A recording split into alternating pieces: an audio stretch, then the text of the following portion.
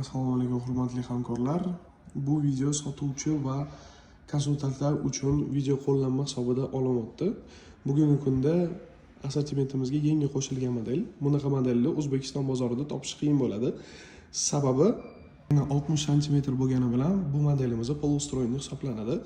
Polustroyni nimani anglatadi? Siz mebelingizdan minimalniy zazor qoldirasiz. Ikkita yon qismidan 2,5 mm dan tepa qismidan 5 mm. Bu juda ham kichkina zazor qoladigan bo'ladi. Mebelingizni общий kartina interyer dizayningizni buzmaydi va yana ham uni chiroyli tarafidan ko'rsatib o'tadi. Polustroyning xolodilniklari yon qismi yoki tepa qismi qizimaydi umuman. Bularda полностью samoxlajeniya past qismidan bo'ladi. Yana bitta tarafi xolodilnikka usti pokrechasi bu bo'yalmagan, bu dark inox material, o'zining uzorlari bor. Ko'rinishi juda ham chiroyli va ko'rayotganingizdek invertorli motor bo'ladi. 10 yil garantiya beriladi motoriga ham. Ichki qismiga o'tadigan bo'lsak, ichida dizayni ham juda ham chiroyli qilingan, seriy rangda. Har devorlari ham, polkalari ham полностью seriy qilingan. Ikkita освещенияsi bor yon qismida va tepa qismida. Bu освещение yana ham ko'proq beradi. Kech payt, qorong'i paytlarda yana ham yaxshi ko'rsata oladi. Xo'p, основной 3 ta polkamiz bor. Va undan tashqari suv, butilka, banka, shunaqa narsalarga отдельный yana bitta polkamiz bor. Xo'p, va odatiy nolvoy zonamiz bor va sabzavot yoki mevalar uchun. Xo'p, nolvoy zona o'zi nima? Odatda xolodilnik ichi 2 yoki 2 dan 8 gradusgacha bo'ladigan bo'lsa, bu boksimizda bizda постоянный 0 gradus bo'ladi. Lekin именно bu modelimizda shu polkasini ham kontrol qilsa bo'ladi. Agar полностью chapga qiladigan bo'lsangiz, bu boksimizni ichidagi gradusi xolodilnik gradusi bilan bir xil bo'ladi. Agar полностью o'ngga qiladigan bo'lsangiz, 1 dan -4 gacha gradusga ega bo'ladi. O'rtaga qo'yib qo'yadigan bo'lsak, полностью 0 gradus bo'lib turadi. Xo'p, meva va sabzavotlar uchun polkamiz. Bu yerda siz влажностьni kontrol qilsangiz bo'ladi. Sabzavotlar uchun baland влажность bo'ladi, mevalar uchun past влажность ishlatsangiz bo'ladi. Также 3 ta polkasi eshigida и морозильный zonamizda 3 ta полноценный katta polkamiz bor. Yana bitta plus tarafi xolodilnikimiz orqasida metal tek coolingimiz ham bor. Bu narsa svet ochgandan keyin sizga ichidagi sovuqni yana ham ko'proq vaqtga saqlab bera oladi.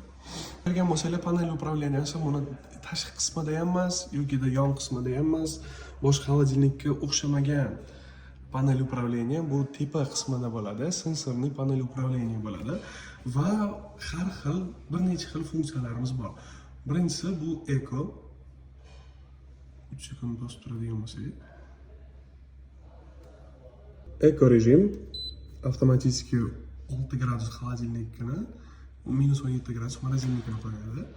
Super cool rejimda xolodilnikni minimalniy gradusga olib chiqadi va mорозилкani -19 ga qo'yadi. Bu yerda siz xolodilnik kamerani o'zingiz nastroyka qilsangiz bo'ladi. Yana bitta narsa, temperature bosadigan bo'lsangiz, undan oldin berilgan siz tanlagan rejimingiz avtomatik o'chadi. Xolodilnik 2 dan 8 gradusgacha bo'ladi va standartning tor hisoblanadi. Bu yerda mорозильникka ham xuddi shunday kontrol qilsangiz bo'ladi. -14 dan -24 gacha, standartda esa -18 hisoblanadi. -24 gacha bo'lgani bilan bizda super freeze degan funksiyamiz bor. Bu mорозилкani -28 gacha olib chiqadi. Bu narsa nimaga kerak bo'ladi? Mорозилкаga qo'yayotgan narsangizni hamma vitamin yoki питательный vеществоlarni saqlab qolish uchun bu funksiyamiz agar o'zingiz o'chirmaydigan bo'lsangiz, 52 soatdan keyin avtomatik o'zi o'chadi. Keyingisi alarm. Misol uchun siz xolodilnikingizni ustanovka qildingiz, 24 soat turgandan keyin xolodilnikka ichki gradusi siz bergan gradusdan oshib ketadigan bo'lsa, misol uchun siz 4 berdingiz, sizni gradusi 6 bo'ladigan bo'lsa, shu 6 gradus yoki undan ham baland gradus 4 soat ichida saqlanib turadigan bo'lsa, xolodilnik avtomatik signalizatsiyasi ishlaydi. Eng zo'r funksiyalardan biri bu Wi-Fi upravlение. Hamda ko'rsanglar bo'ladi, Wi-Fi значок yongan. Wi-Fi ga ulash uchun sizga nima kerak bo'ladi? Connect Live degan programmani skачать qilsanglar bo'ladi. Skачать qilib registratsiya qilganingizdan keyin avtomatik yangi chiqqan устройствоni ko'rsatadi. Настройка Wi-Fi qilganingizdan keyin bu sizga QR kod yoki shtrix kodni skan qilgin deydi. Bu narsamizni bizda xolodilnikka orqa qismida joylashgan bo'ladi. Orqa teg qismida shuni skan qilganingizdan keyin qaysi Wi-Fi ga bu ulanishi sizdan so'raydi. O'zingiz ishlayotgan Wi-Fi tanlaysiz va undan keyin parolni, Wi-Fi parolini kiritasiz. Дальше подключить. Подключение qilingandan keyin xolodilnikingiz bu yerda paydo bo'ladi va shu ani o'zidan ham kontrol qilsangiz bo'ladi. Misol uchun bu быстрое охлаждение 2 bilan -18 gradus. Bu yerda ham xuddi shunaqa. Ikkida super zamorozka, eko. Bu yerda hamma narsa o'zgaryapti. Bu modelimizning eshigi перекидка bo'ladi, звуковой signali ham bo'ladi. Yana ichida дополнительный led uchun idishchasi bo'ladi va tuxum qo'yadigan idishchasi bo'ladi. E'tiboringiz uchun rahmat.